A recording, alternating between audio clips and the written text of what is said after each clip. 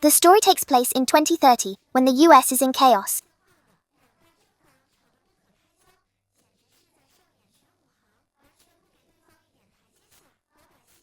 Protests occurred daily, government policies have intensified social conflicts, tension between rich and poor is at a boiling point, streets seem ready to erupt into war at any moment. Just when everyone thought things couldn't get worse, the capital, Washington, D.C. suddenly explodes. The government seizes this opportunity for justice, declaring a national state of emergency, blaming an armed group called Voice of Freedom. They name Ethan Blake as the organization's leader, accusing him of masterminding the bombing as a terrorist.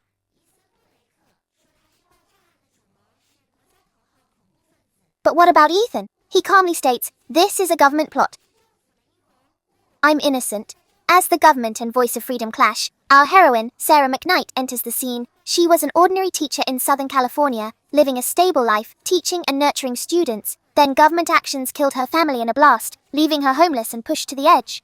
Angry, Sarah joins the Voice of Freedom, determined to avenge her family. Initially, she believes fully in the organization, feeling she's fighting for a just cause. But as time passes, Sarah notices something's off. She witnesses government forces attack civilians. Yet news reports blame Voice of Freedom. Even within the group there's discord. Some call for bombings, others urge caution. Sarah begins to question their motives, wondering, who is this freedom really for? The plot then takes an intense turn. During a mission, Sarah finds a revealing video, uncovering a shocking conspiracy. The bombing wasn't by Voice of Freedom at all, but by the government itself. Top officials manufactured panic to tighten control, orchestrating a grand deception. While profiting from illegal arms deals, Sarah was instantly furious, thinking to herself that this matter was too horrendous. She promptly gave the video to Ethan, wanting him to reveal the truth. Ethan said with a calm face, "Oh, I knew about this," which made Sarah even more furious. "Knowing you didn't mention it earlier," Ethan gave a nonchalant explanation. "I was still contemplating whether or not it's appropriate to speak up now."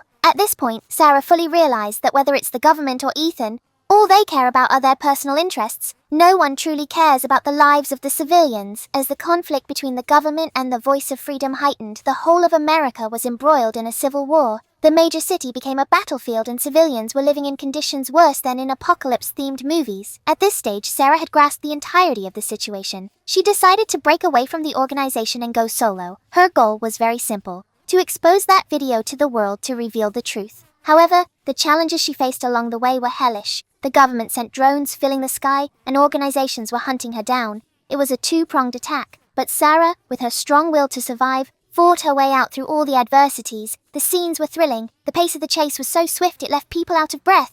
Every second, you were on edge for Sarah. After countless life and death escapes, Sarah finally managed to upload the video to the international network.